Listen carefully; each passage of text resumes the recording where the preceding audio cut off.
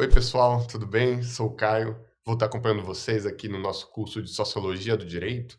E eu queria começar perguntando o que exatamente a Sociologia do Direito, né? Que disciplina é essa, do que ela trata, com o que ela se preocupa. Bem, o objeto da Sociologia do Direito é entender o direito como um fenômeno social, né? Ou seja, pensar que a gente pode explicar o direito através de fatores, interesses, forças sociais que agem no processo de criação, no processo de aplicação do direito. Entender como o direito se relaciona com a sociedade e quais os efeitos que ele pode ter com essa própria sociedade. Então, aqui a gente está assumindo que o direito pode ser observado e analisado empiricamente, né? Através da observação, de experimentos, de exemplos.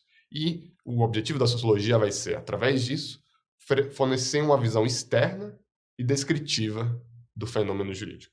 Externa, porque a gente não está analisando o direito dentro da sua ordem própria. A gente não está partindo da Constituição, da lei, do Código, e daí deduzindo princípios jurídicos. Então, analisando ele de fora, como se fosse uma pessoa chegando em um país diferente. Descritiva também, porque a gente não se preocupa como o direito deve ser, ou em como a realidade deve ser para se adequar ao direito. A gente se preocupa em entender a realidade como ela efetivamente é e como o direito é realmente aplicado, como ele é realmente seguido pelas pessoas que fazem parte de uma comunidade. Como que a sociologia do direito se diferencia de outras disciplinas tradicionais do direito? Bem, a diferença não está no objeto, que é o direito, de qualquer forma, mas no ponto de vista, né? Então, queria fazer uma comparação entre sociologia, filosofia e dogmática.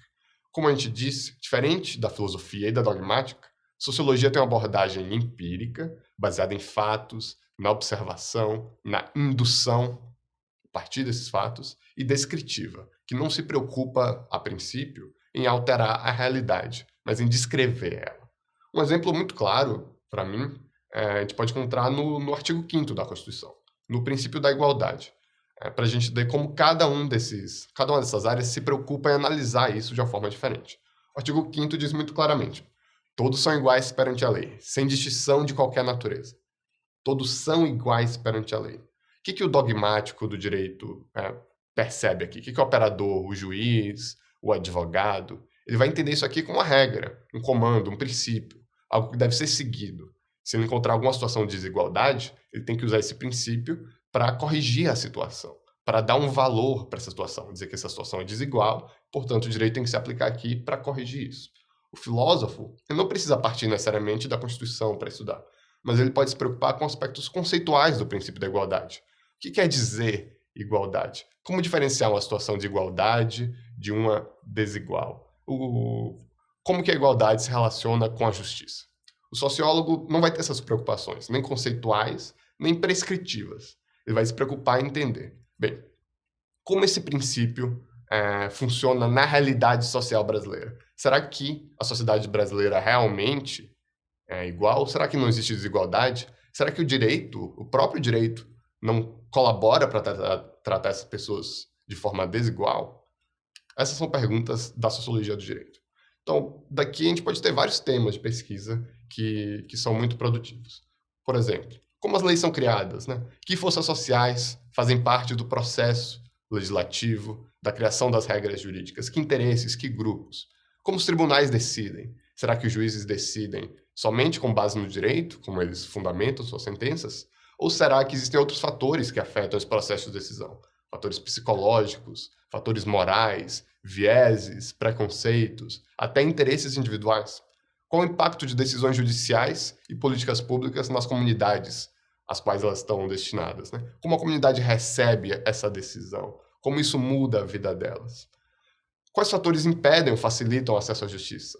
Será que na sociedade brasileira questões como classe, gênero, cor,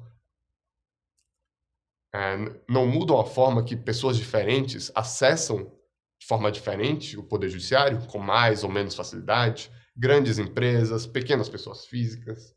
E por último, quais regras de conduta guiam os membros de uma comunidade? Será que em lugares, por exemplo, onde o Estado chega com muita dificuldade, não existem outros tipos de regras que não direito oficial, que as pessoas usam para regular suas vidas no cotidiano? A partir desses pontos, dessa introdução, o propósito do nosso curso aqui vai ser de introdução. Introduzir as principais correntes teóricas da sociologia do direito. Os principais sociólogos juristas que se preocuparam com o fenômeno jurídico nessa perspectiva social. A gente vai apresentar, então, as principais questões que incomodaram esses pensadores, que incomodaram a sociologia do direito, mas apenas com um objetivo panorâmico. Ok? Então, obrigado, gente. Vejo vocês na próxima aula.